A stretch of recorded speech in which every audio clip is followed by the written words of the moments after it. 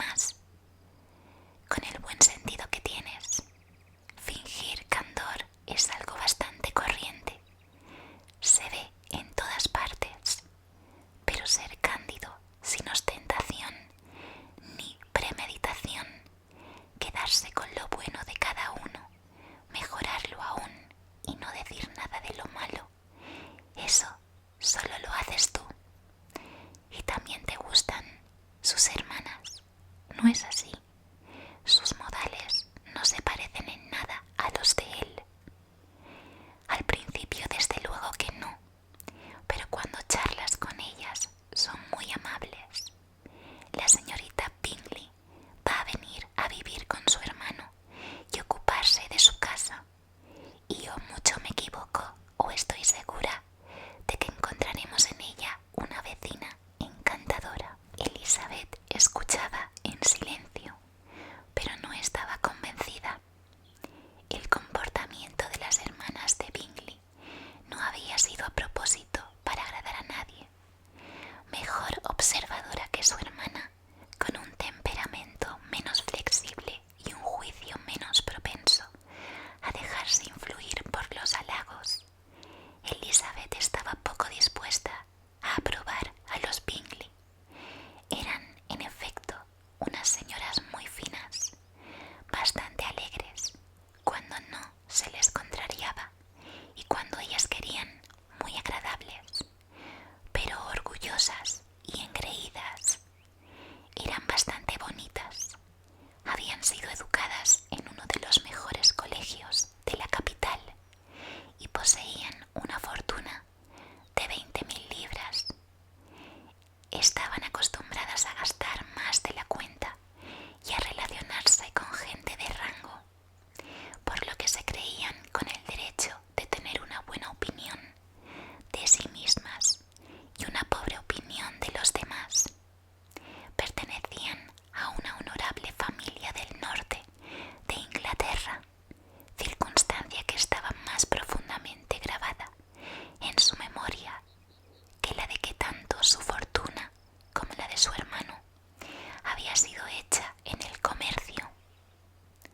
El señor Bingley heredó casi 100.000 libras de su padre, quien ya había tenido la intención de comprar una mansión, pero no vivió para hacerlo.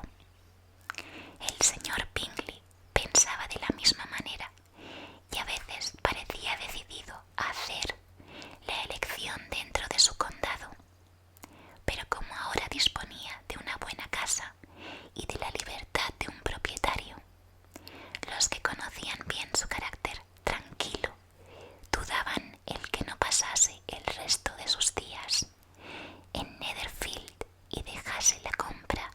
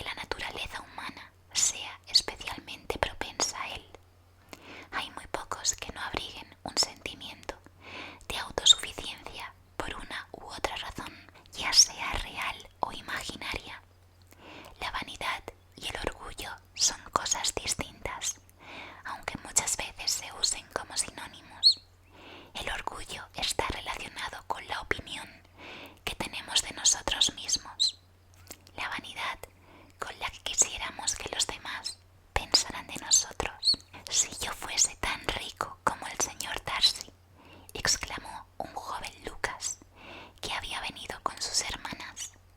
No me importaría ser orgulloso.